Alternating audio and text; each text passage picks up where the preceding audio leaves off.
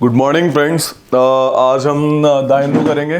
Okay, will do the दायंदू of October 30, right.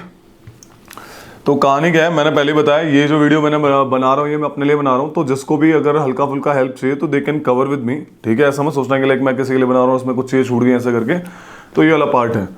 So let me start that. आज के paper में जो हम कवर करने वाले हैं भाई, आज का जो पेपर है उसमें जो फ्रंट पेज पर न्यूज़ आई वही वाला पार्ट है जो मैंने पहले बता रखी है पहले के न्यूज़ पेपर्स में, कि न्यूज़ रिपीट होती रहती है, राइट।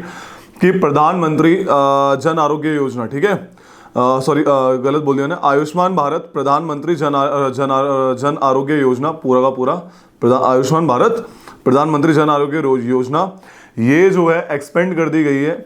इसमें 70 साल के बुजुर्ग लोगों को भी अब फ्री ऑफ कॉस्ट 5 लाख तक का इलाज मुफ्त मिलेगा, ठीक है। ऐसा सिस्टम है कि elderly citizens who are above 70 years of age, they will get the 5 lakhs of free checkup and all facilities including this scheme. इसमें जो है उनको फ्री इररिस्पेक्टिव ऑफ कॉस्ट की। पहले ये जो स्कीम थी, इसलिए स्कीम के बारे में थोड़ा पता कर लेते हैं। ये स्कीम 2018 में शुरू हुई थी, सितंबर 2018, झारखंड से पीएम साहब ने इसको लॉन्च किया था। Okay, number 1। नंबर 2 इज, ये जो स्टार्टिंग में लॉन्च हुई थी ये पर पर्सन पर फैमिली के लिए हुई थी, और जिसमें वल्नरेबल लोग और सोशली डिप्राइव्ड लोगों के लिए था, जिसमें सेकेंडरी और टर्शरी केयर 5 लाख तक का इलाज इनके लिए फ्री था। अब क्या कर दिया इन्होंने, इसको आगे करके क्या कर दिया, बढ़ा दिया है। इसमें बोला कि जो 70 साल के बंदे हैं उनको like irrespective of the like background from they are coming, उनको they will give the free coverage in the scheme, right. तो ये वाला पार्ट है। ये न्यूज़ फेमस हुई तो भैया आपको पता होना चाहिए कि आयुष्मान भारत प्रधानमंत्री जन आरोग्य योजना, जो कि वर्ल्ड का बोला जाता है वर्ल्ड का largest public health care programme है, ठीक है। हम चलते हैं सीधा फटाक से वर्ल्ड पे, कि हमारा यही पैटर्न होता है, हम सीधा इंडिया से वर्ल्ड पे आते हैं। वर्ल्ड पे जब हम गए तो हमने देखा कि वर्ल्ड पे तो ऐसे कुछ इंपॉर्टेंट है नहीं। For exam point of view, just एक बेसिक है कि अगर एग्जाम में ज्योग्राफी में क्वेश्चन आता है, रशिया ने एक नया शहर कब्जा कर लिया यूक्रेन का, दैट इज सेलिडोव। सेलिडोव जो शहर है वो 18 किलोमीटर दूर है प्रोक्रोस्क रीजन के पास, ठीक है। पोक्रोव्स्क, POKROVS के पोक्रोव्स्क रीजन के पास है, जो कि एक लॉजिस्टिक हब है, ठीक है। तो इंपॉर्टेंट हो सकता है भाई ये सेलिडोव शहर है कहाँ पे। पहला पार्ट ये है, इजराइल ने 2 लॉ पास करे हैं जिसमें वो बैन करेगा UNRWA, ये जो कि यूनाइटेड नेशन रिलीफ एजेंसी है इन Lebanon, that is in Palestine वाला सॉइल, वहां पे उसको अलाउ नहीं करेगा, ठीक है। ऐसे 2 लॉ पास किए, जब ये लॉ इफेक्ट में नहीं आया, पास हुए हैं बस, ओके। तो ये वाला पार्ट है। जो पहला लॉ है, the UN agency for Palestine refugee और UNRWA would be banned from conducting any activity और providing any service in the Israel. और सेकंड लॉ है वो that would sever the Israel diplomatic relation with the UN agency, ठीक है, of this thing. तो ये वाला पार्ट है। और तो इसमें कुछ है नहीं, अमेरिका में इलेक्शन होने वाले मैंने बताया आपको, तो वहीं पे चर्चा चल रही है। हिजबुल्लाह का नया चीफ नईम कसीम को हेड कर दिया, नॉट इम्पोर्टेंट ऐसे तो कुछ है ना। तो आप आते हैं आपका स्पोर्ट्स वाले पे। स्पोर्ट्स में इंडिया की टीम ने ODI सीरीज जीत ली है against New Zealand, okay. India secured the 2-1 series against the New Zealand ODI series. तो Indian women team, okay, this is a great thing for the Indian women, जो कि अभी भी they just face a great loss in it will be moral boost, और उनका festival अच्छे से बनेगा यार, इंडिया का फेस्टिवल अच्छे से बनेगा। It is a great thing for the fans of the Indian team, right. जब एक स्पोर्ट्स होता है ना सिर्फ प्लेयर का रोल होता है, ना सिर्फ टीम का रोल होता है, बल्कि फैंस का भी उतना ही दिल खुश होता है और उतना ही दिल उदास होता है जब कोई टीम हारती है जीतती है, ओके। तो ये वाला पार्ट है। नेक्स्ट पार्ट इज, अभी प्रो कबड्डी लीग चल रही है, इसमें आपका फैजल अतराचली जो कि ईरान के प्लेयर हैं, इन्होंने he is the first player to score 500 tackle points in PKL, okay. तो ये वाला पार्ट है। तो इन्होंने क्या है आपका PKL में 500 टैकल पॉइंट्स ले लिए हैं। Is the first player, tackle point वही यार, मतलब कि क्या बोलते हैं उसको, कॉर्नर रोल पे डिफेंड वाले जो टैकल करते हैं, रेडर को पकड़ते हैं, ओके। तो ये वाला पार्ट है। नेक्स्ट इज बैलन डी और अवार्ड का अनाउंसमेंट किया गया है, ठीक है। दोनों के दोनों जो लड़के हैं, दोनों जो बॉयज एंड गर्ल्स हैं football players, they are both from Spain, Rodri and Bonmati. Rodri, ठीक है, Rodri is a male and Aitana Bonmati is a female. Aitana Bonmati is the second female who got the award twice after Alexia Putellas, okay. Alexia Putellas इन्हीं की teammate है, उनके बाद इनको दूसरी बार ऐसा है कि जब एक लड़की को 2 बार अवार्ड मिल चुका है, पहले भी जीत रखा है। तो Ballon d'Or award is considered to be the best award in football sphere. तो वही है, इसमें बताया गया है कि बैलेंडी और Rodri is a male category and Aitana Bonmati she is a women category, right. तो बैलेंडी और अवार्ड मिला है रॉड्री एंड बोमेटी को, बॉनमटी रॉड्री। ये वाला पार्ट है। तो स्पोर्ट्स कवर हो गया हमारा कवर हो गया वर्ल्ड, हमारा कवर हो गया front page. Now will come to the text and context page. हम आते हैं टेक्स्ट एंड कंटेक्स्ट पेज पे, हम बात करेंगे टेक्स्ट और कंटेक्स्ट की, फिर आएंगे हम एडिटोरियल वाले में। तो हम देखेंगे टेक्स्ट और कंटेक्स्ट वाले पेज में हम देखेंगे भाई जो हमारे लिए इंपॉर्टेंट है वो है, यहाँ पे भी एग्जिट पॉल के बारे में बताया कि एग्जिट पॉल काफी मिसप्लेस रिजल्ट बताते हैं, तो ऐसा कुछ इंपॉर्टेंट है नहीं for exam point of view. Okay, तो मुझे नहीं लगा कि इट्स लाइक ओके। एक आर्टिकल है शाहीन बाग मूवमेंट पे था, why India is at the risk of becoming diminishing democracy. देखो यार एक बात बताता हूँ, जहाँ पे भी डेमोक्रेसी है वहाँ पे एक रूल जो मेरे हिसाब से होना चाहिए, the majority must has its way as well as the minority must has its say. Minority का से पक्का होना चाहिए और साथ में सब लोगों को मिलकर काम करना चाहिए। ऐसा नहीं हो कि माइनॉरिटी ये लगे कि हमें नजरअंदाजी कर दिया गया है।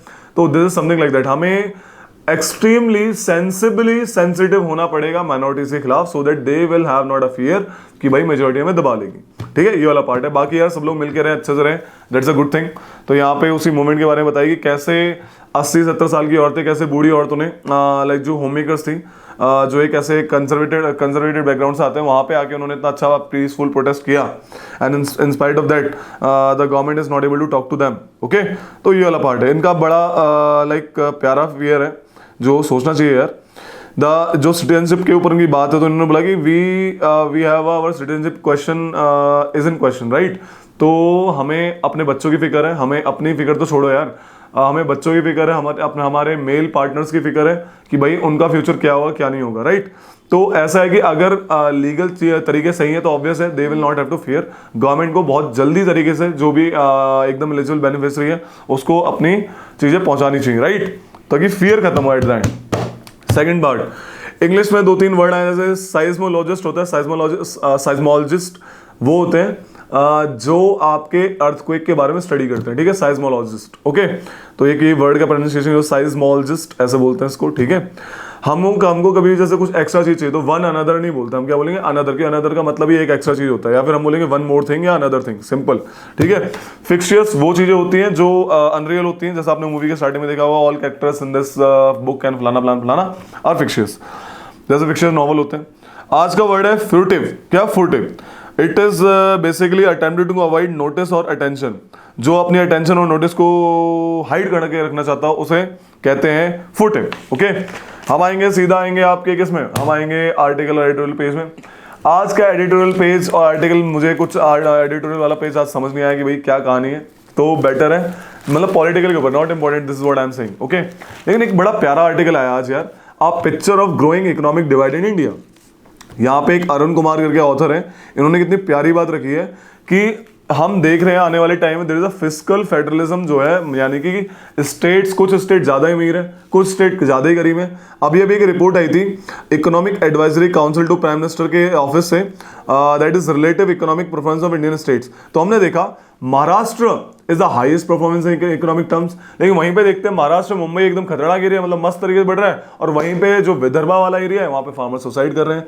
हम देख रहे हैं मुंबई इज द हाईएस्ट सबब इन द सबब एरिया, और उसे दूसरी साइड में देख रहे हैं मुंबई में is the largest slum, Dharavi slum is one of the part there, ठीक है। अपार्ट फ्रॉम दिस सारे के सारे नॉर्थ ईस्टर्न स्टेट्स जो है आपके 7 सिस्टर्स प्लस 1 ब्रदर, उन्होंने काफी कम परफॉर्म किया है।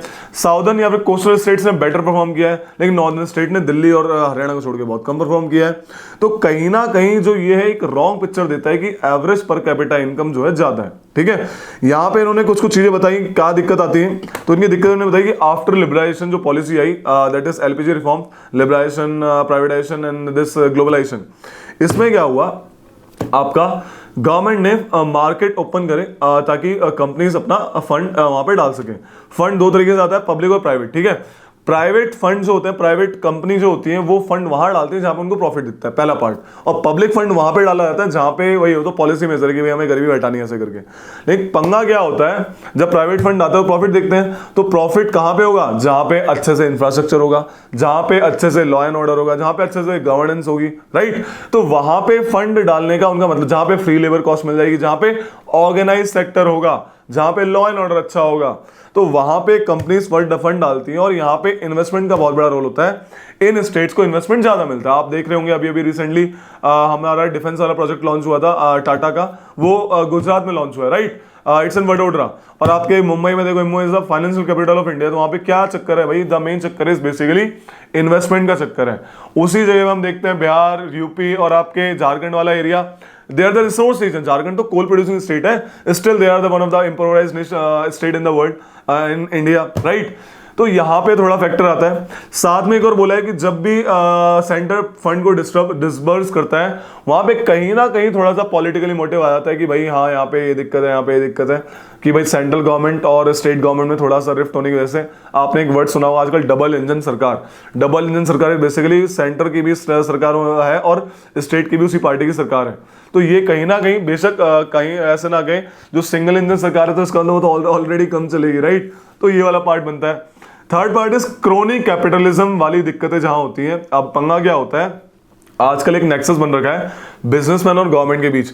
बिजनेसमैन और गवर्नमेंट क्या करते हैं, नेक्सस बनाते हैं। बिजनेस बोलता है मैं यहाँ पे फैक्ट्री सेटअप करूंगा, मुझे लाभ चाहिए, तो गवर्नमेंट बोलती है हम ये लाभ देंगे आपको, इसके बदले में डोनेशन या जो भी सिस्टम है, जो भी मतलब नेक्सस है, जो भी फेवर लेना होगा, तो ये सब करते हैं वो लोग। तो क्रोनिक कैपिटलिज्म की वजह से पंगा ये आ रहा है कि भाई जो लोअर वाले एरियाज हैं, जो पिछड़े एरियाज हैं, जहां पे गवर्नमेंट किसी और की है, मतलब जो रूलिंग पार्टी की नहीं है, जैसे सेंटर में मान लो किसी और, जैसे बीजेपी गवर्नमेंट, बाकी जगह नहीं है, तो इन दैट केस वहां पे डेवलपमेंट कम होगा। तो one of the basic answer is West Bengal में इंडस्ट्रीज कम है compare to Mumbai and other things, right. तो ये वाला पार्ट है। तो यहाँ पे अब वहां पे एक पंगा क्या होता है, वहां पे अनऑर्गेनाइज सेक्टर बढ़ता है। अनऑर्गेनाइज सेक्टर की सबसे बड़ी खास बात ये होती है वहां पे कोई रूल्स एंड रेगुलेशन नहीं होते, बस वहां पे चल रहा है सिस्टम, कोई डिमांड नहीं है, कोई सप्लाई वाला पार्ट नहीं है। इट्स लाला कंपनी की, भाई जो ओनर है वही सब कुछ करेगा, ऐसे करके देगा, ठीक है। तो ये वाला पार्ट है। तो मैंने आपको बताया इन्वेस्टमेंट वाला पार्ट कि जहां पे प्रॉफिटेबिलिटी होगी वहां पे प्राइवेट सेक्टर से इन्वेस्ट करते हैं। जैसे मुंबई, दिल्ली, चेन्नई, बेंगलोर, हैदराबाद, वहां पे आप देख सकते हैं बढ़िया इंफ्रास्ट्रक्चर, बढ़िया रोड फैसिलिटी है, बढ़िया टैक्स कंसेशन वगैरह है, ठीक है। तो ये चीज है। और हमारे यहाँ पे private investment 75% of the investment का पार्ट है, तो बहुत बड़ी बात है यार। तभी ये लोग शहर आगे बढ़ रहे हैं कि 25% गवर्नमेंट का पार्ट है, 75% प्राइवेट का पार्ट है। तो अल्टीमेटली प्राइवेट तो वहीं इन्वेस्ट करें जहाँ पे उसको प्रॉफिट दिखेगा, तो प्रॉफिट उस भाई को वहां दिखेगा जहाँ पे बढ़िया सा सिस्टम होगा, जहाँ पे सबको रूल्स एंड रेगुलेशन बढ़िया होंगी, ठीक है। तो ये चीजें हैं। तो ये वाला पार्ट है। तो हम ये कह सकते हैं। तो अगला पार्ट क्या है कि आपका जो है, जैसे मैंने बताया वेस्ट बंगाल और केरला, यहाँ पे पंगा क्या है, ये है ना, these are here the governments are of left kind of ideology, और यहाँ पे लेबर मूवमेंट बहुत होते हैं। Insurgency is one of the like Naxalbari area, तो नक्सल लाइट वाला एरिया, तो वहाँ पे इंसर्जेंसी की वजह से पंगा क्या होता है, खैर केरला तो नहीं है, वेस्ट बंगाल वाला पार्ट, तो वहाँ पे पंगा क्या होता है कि लेबर मूवमेंट ज्यादा होते हैं, तो कंपनी प्रेफर नहीं करती वहाँ पे अपना सेटअप करना, ठीक है। मैंने क्रोनिक कैपिटलिज्म बता दिया। तो ये कहीं ना कहीं पंगा क्या है, यहाँ पे फेडरलिज्म का पंगा ये आएगा, कुछ स्टेट तो ज्यादा अमीर बन जाएंगे और कुछ स्टेट इतने ज्यादा गरीब बन जाएंगे वो कभी कोप अप ही नहीं कर पाएंगे, राइट। तो ये वाला पार्ट है। तो हमें जो देखना है, तो गवर्नमेंट को यहाँ पे आना चाहिए और गवर्नमेंट को यहाँ पे आके पब्लिक इन्वेस्टमेंट बढ़ानी चाहिए। साथ में गवर्नमेंट को इन स्टेट्स में आके ऑर्गेनाइज सेक्टर को टैकल करना चाहिए, वहां पे उनको अच्छे से इन्वेस्टमेंट करनी चाहिए। अल्टीमेटली जब वहां पे पैसा बढ़े तो अल्टीमेटली ऑर्गेनाइज सेक्टर में भी पैसा बढ़ेगा। तो government must shift its focus from organise sector to organise sector in these states so that this state can cope up with the people of the other higher economic states, okay. तो basically below से हमें not from top, the government should what to do, the development should be from below rather than strengthen federalism and help the nation unity. Nation की unity से strengthen होगी यार, obviously सारे बढ़ेंगे, सब बढ़ेंगे, तो अल्टीमेटली डिस्क्रिमिनेशन नहीं रहेगा, होड़ नहीं रहेगी। आज एक बड़ा प्यारा आर्टिकल दिया है इन लोगों ने, मतलब sorry this Harshvi Pant and Sriparna Banerjee साहब ने बहुत प्यारी बात लिखी है कि म्यांमार में पीस कैसे लाया जाए। इन्होंने बोला कलेक्टिव एफर्ट ही लिया जाएगा। अभी अभी 44th आसियान समिट हुआ था अक्टूबर 6 को विंटेन, लाओस की कैपिटल विंटेन। तो यहाँ पे वही आपको पता होगा जब कोई भी समिट होता है उसमें त्रियोका होता है। त्रियोका इज बेसिकली जहाँ पे लास्ट समिट हुआ, जहाँ पे प्रेजेंट समिट हुआ और जहाँ पे होने वाला है। तो प्रेजेंट में लाओस में हुआ है, लास्ट में इंडोनेशिया में, तो आने वाले टाइम में जो होगा 45th आसियान समिट होगा मलेशिया में। पहले तो ये पता होना चाहिए हमें, है ना। सेकंड पार्ट क्या है आपका, यहाँ पे आसियान ने एक 5 पॉइंट फॉर्मूला दिया है। आसियान ने क्या दिया है, 5 पॉइंट फॉर्मूला। तो उस फॉर्मूले में उन्होंने बोला है कि म्यांमार में कैसे कैसे आपका पीस लाया जा सकता है, ठीक है। तो ये वाला पार्ट है। तो इसमें क्या होता है, आसियान इज गिवन दिस। तो हम थोड़ा आसियान के बारे में पढ़ लेते हैं। आसियान का जो हेडक्वार्टर है, headquarter is in Indonesia, Jakarta, ठीक है। हेडक्वार्टर आपका जो आसियान का है वो इंडोनेशिया जकार्ता में है। आसियान आपका 10 नंबर का ब्लॉक है, मैंने बताया ये सारे के सारे साउथ ईस्ट एशियन नेशन है, Brunei, Cambodia, Indonesia, Laos, Malaysia, Myanmar, Philippine, Singapore, Vietnam, Thailand. Okay, ये वाला पार्ट है। साथ में ये बना था बैंकॉक डिक्लेरेशन से 8 अगस्त 1967 को आसियान बना था, तो ये वाला पार्ट है। Okay, so we can just little bit have idea. तो ASEAN is association of South East Asian nation. Okay, फिलहाल जो चेयर है वो लाओस की है। तो यहाँ पे इन्होंने बोला है कि आसियान में 5 पॉइंट फॉर्मूला दिया है, वहां पे उसको देखना चाहिए। देखो यार पंगा क्या आता है, जब आपने देखा म्यांमार में हो क्या रहा है, म्यांमार में हुआ क्या है, कूप हुआ है, मिलिट्री जनता ने जो वहां पे डेमोक्रेटिक गवर्नमेंट थी ऑंग सासुकी की, सॉरी थोड़ा प्रोनाउंसिएशन गलत हो सकता है, ऑंग सैन सू की, तो वहां पे क्या है उनको उन्होंने टॉपल कर दिया और अल्टीमेटली वहां पे गवर्नमेंट बना ली। अब वहां पे क्या है, जो बंदे जो बोल रहे हैं हमें डेमोक्रेसी चाहिए, या फिर जो बंदे हैं जो बोल रहे हैं कि यहाँ पे राइट्स हैम्पर हो रहे हैं, उन्होंने क्या करा, आर्म्स उठा लिए। तो वहां पे आर्म विंग भी एक्टिव है और वहां पे गवर्नमेंट जो आर्मी विंग भी है, दोनों एक्टिव हैं, दोनों लड़ रहे हैं। जो आपके आर्म्ड विंग है उन्होंने 6 से ज्यादा ट्रेड स्पोर्ट पैकअप कर लिए हैं। तो बेसिकली कहीं पे भी किसी की पूरी तरह नहीं चल रही है, कहीं पे आर्म्ड विंग की चल रही है, कहीं पे जनता की चल रही है, वहीं पे उधर सासू की जो है आपके क्या कर रही है, जेल में टाइम काट रही है। तो यहाँ पे किसी एक के साथ बात करके कभी भी मसला सॉल्व नहीं होगा, यहाँ पे सबको साथ में लाना पड़ेगा सो दैट आसियान वाला फॉर्मूला पास हो सके। सेकंड पार्ट क्या है इसमें बोला है, इंडिया का पार्ट। इंडिया का अलग ही पार्ट देखो, इंडिया की एक एक्ट ईस्ट पॉलिसी है जिसमें Myanmar is the only country of ASEAN which makes the land border with India. Okay, India का यहाँ पे ये पार्ट आता है। अगला पार्ट क्या आता है इंडिया का, यहाँ पे जो है इंडिया का रोल आता है, इंडिया शेयर्स अ 1643 किलोमीटर लॉन्ग बॉर्डर, और वहां पे अच्छा सा रेफ्यूजी क्राइसिस है, वहां पे अच्छा ड्रग क्राइसिस है, इलीगल ट्रांसपोर्ट हुआ था, अगर वहां पे ठीक से मैनेज कराना जाए। ओके, और जहां पे जिस सेंटर में अनस्टेबल गवर्नमेंट होगी तो वहां पे दिक्कत आएगी आएगी, तो इंडिया को काम करना चाहिए। इंडिया के कुछ प्रोजेक्ट है म्यांमार के साथ, Kaladan multi modal transit project, transport project, India Myanmar Thailand trilateral highway, ठीक है। आपके अभी इंडिया ने साइन करे 5 memorandum on quick impact project framework. Okay, अभी इंडिया ने जो फ्री ट्रेड रिजीम था, जो फ्री वॉकिंग रिजीम था, उसको बंद कर दिया है और बोला कि हम लोग क्या करेंगे, फेंस करेंगे बॉर्डर को। ये जब ठीक है, बट कहानी क्या है कि हमें एक प्रैग्मेटिक अप्रोच लेनी पड़ेगी। हम जो बोले थे जनता से बात नहीं करेंगे, जनता से बात नहीं करेंगे, हमें सबसे बात करनी पड़ेगी, पॉलिटिकल ग्रुप से, वहां की मिलिट्री जनता से, वहां के आर्म विंग के हेड से, जिससे कि वहां पे अल्टीमेटली यार वहां पे पीस आ सके और हमारा काम सही हो सके। राइट, वर्ल्ड में इंडिया को देखना है, इंडिया सही जगह पे जा रहा नहीं जा रहा, तो इंडिया वाले पार्ट को आगे करने के लिए हमें सबसे बात करनी पड़ी ताकि म्यांमार में स्टेबिलिटी आए और हमारा थोड़ा सा मामला ठीक हो। ओके, कि हमारे प्रोजेक्ट वरना ऊपर नीचे हो जाएंगे। जब हमने ये सब पढ़ लिया तो हम आएंगे सीधा न्यूज पे। न्यूज हम देखेंगे मोटी मोटी कि भाई कौन सी न्यूज है।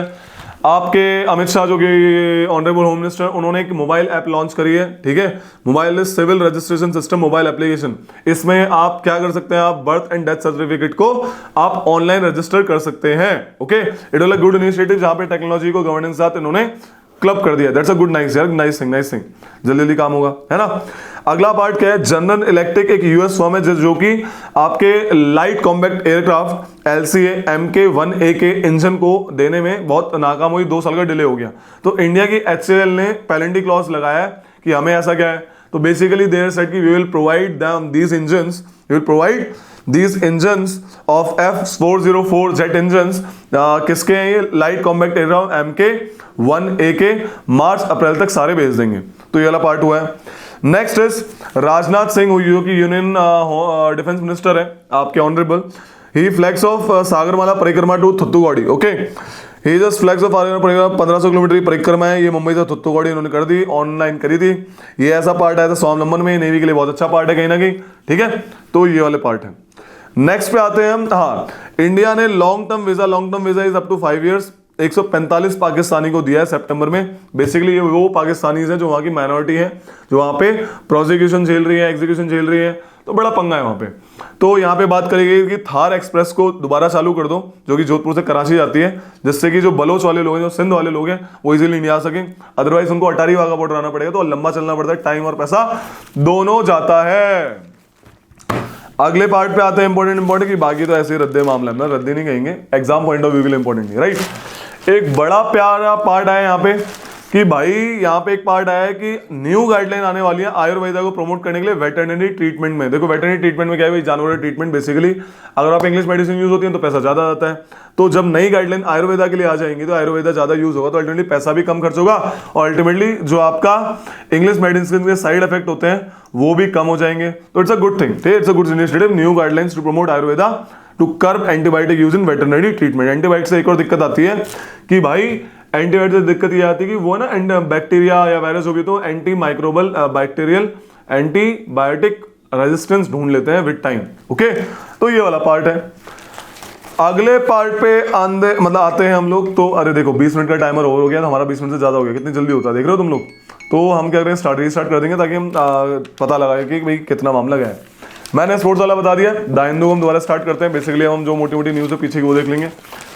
हमने देखा ये तो हो ही गया मामला, पहला पेज। सेकंड पेज में कोई भी इंपॉर्टेंट नहीं है। PMLA prevention of money laundering act बहुत न्यूज़ में आजकल, तो पढ़ लेना इसके बारे में। 2002 में इसकी बात रही थी, इनएक्ट 2003 में हुआ था।